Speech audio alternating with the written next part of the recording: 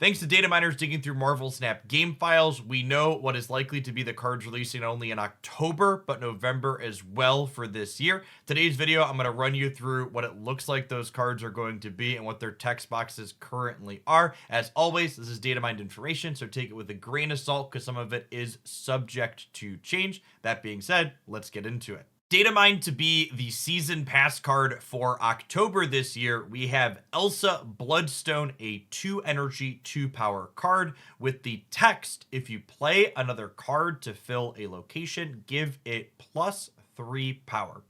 At the surface level, Elsa's effect seems incredibly strong.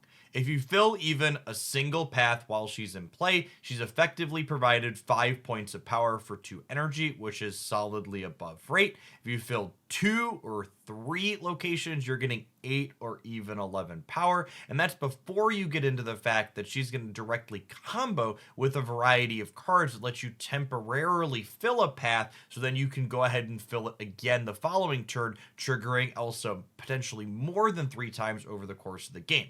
Things like Nightcrawler, Jeff, and especially Kitty Pryde are going to have huge synergy with this card, and I don't think it's going to be uncommon for her to put double digits worth of stats into play. This seems like it's going to be an incredibly powerful season pass card.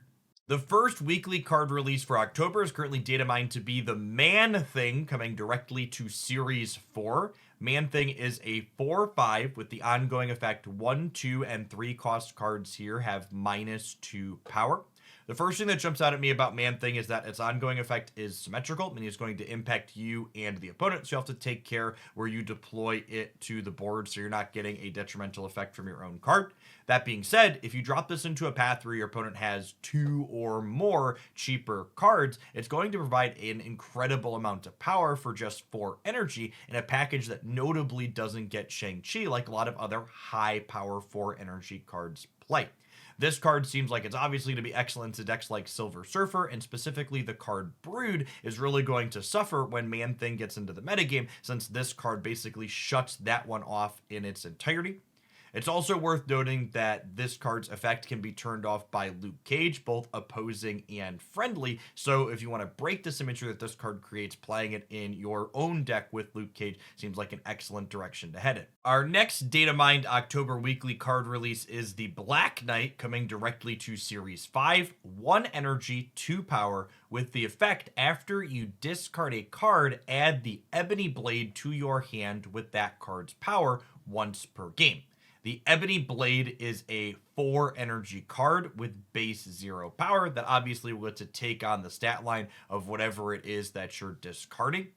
Black Knight seems like it's a card that's going to have solid synergy with our recently updated Black Cat as well as Blade effects in tandem with Ghost Rider. There's a game in my mind where you Blade, discarding, a Magneto or a Giganto or even an Infinite. You then Ghost Rider back that thing with double-digit points worth of power, while also playing out that Ebony Blade with double-digit points worth of power, and suddenly you have a lot of stats at a very reasonable energy investment. I think Black Knight is going to be a little bit narrow in the application that it has, wanting to specifically combo with these discard things and big stat lines. That being said, it seems like it will be incredibly good at what it does, and likely will be a staple inside of those strategies moving forward. Our third weekly card release for October, also coming directly to Series 5, is Nico Minoru, a 1 energy, 2 power card that has the on reveal effect of, after you play your next card cast a spell, the spell changes each turn. The spell effects for Nico have 7 different things, and the details of fully evaluating this card are going to kind of remain to be seen until we know how these spells work. For example, do they rotate randomly? Do they go in a set order? Can you repeat and see a spell that you saw on the previous turn 2 turns prior? That being said, those spells are on reveal. After you play your next card, it becomes a demon, which is a 1 energy 6 power card. On reveal, after you play your next card, destroy it and draw 2 cards. On reveal, after you play your next card, move it 1 location to the right. On reveal, after you play your next card, give it +2 power. On reveal, after you play your next card, replace that card's location. On reveal, after you play your next card, add a copy of it to your hand. And finally, on reveal, after you play your next card, double that card's power. My expectation from reading how this card is templated and looking at these effects is each turn while Nico is in your hand, the text box on her will update in order to show a spell that you will get if you cast her, as well as a follow-up card in that same turn. If she works in that manner, I have to expect this card to likely be pretty reasonable, since you'll have control over where this effect is happening. Obviously, you won't have control over which effect you're getting when, but pretty much all of these effects are pretty reasonable and strong in different situations, and they're going to provide you with utility that will oftentimes be difficult for your opponent to play around. That being said, there's a couple of other ways that I could envision this working, so we're going to have to wait and see until she releases, or until we get the preview video from Secondary kind of showing us how exactly Nico functions to really properly evaluate this one, in my opinion. October will be a 5-month season, meaning we have a 4th weekly card release that will also be starting in Series 5. The Werewolf by Night has 3 energy and 3 power, with a text box that says, after you play an on-reveal card at another location, move there and gain 2 power. This is a really neat card.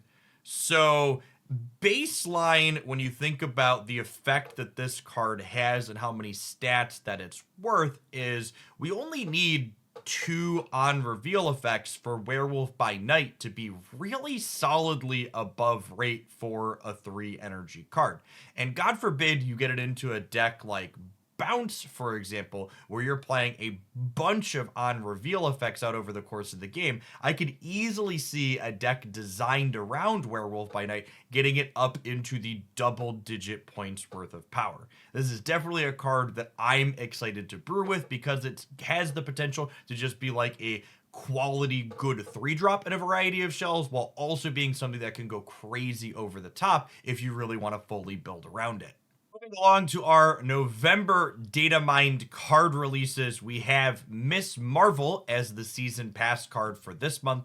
Currently data mined to be a 4 energy, 5 power card. Miss Marvel has the ongoing text, adjacent locations where your cards have unique costs have +5 power. This is a really interesting text box. So unique costs means different energy costs on your cards at those locations. So for example, if you have 2 cards in a location next to her that both cost 2, she's not going to provide +5 there. However, if you meet her requirement, Miss Marvel is theoretically 15 points worth of stats for 4 energy. She does come with a pretty real deck building requirement. You're going to need to space out how you are costing your cards out. It's also worth noting that in addition to obviously direct counters like Rogue or Enchantress, your opponent could also disrupt her effect with things like Green Goblin or even Debris, depending on what other cards you're playing. All of that being said, 15 for 4 is absurd. And even if you're only able to get +5 out of her into one line, 10 stats for 4 is still solidly above rate compared to what you typically get. Miss Marvel looks like she's going to be another fairly strong season pass card currently. Our first weekly card release, currently data mined to be coming in November, is a direct to Series 5 card, and that is the Gladiator, 3 energy for 8 power.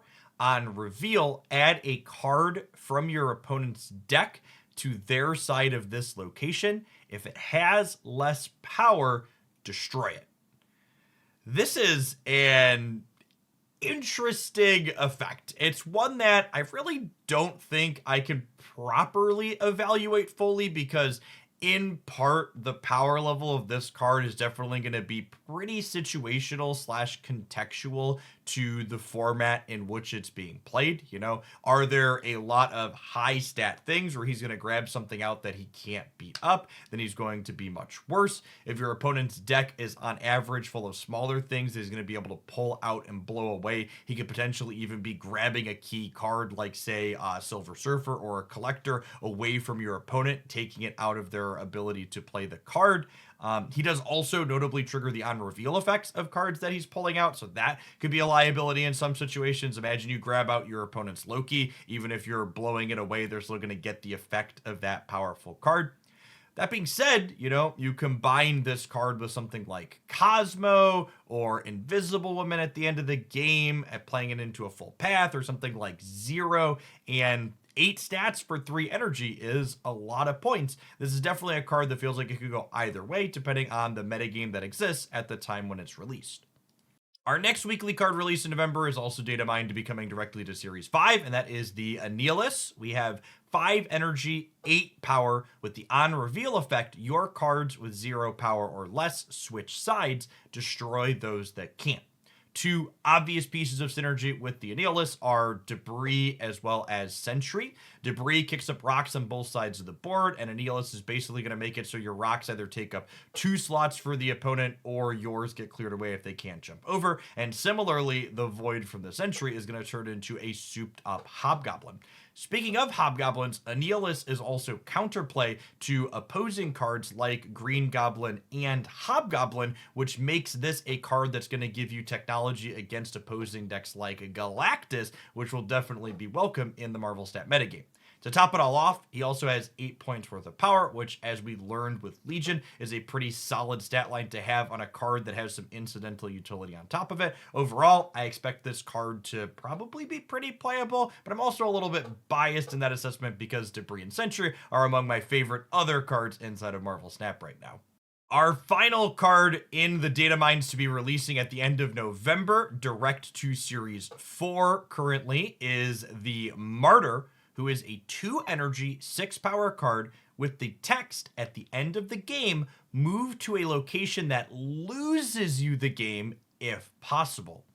So an inverse Captain Marvel that has more stats and a lower cost, this is a really neat design.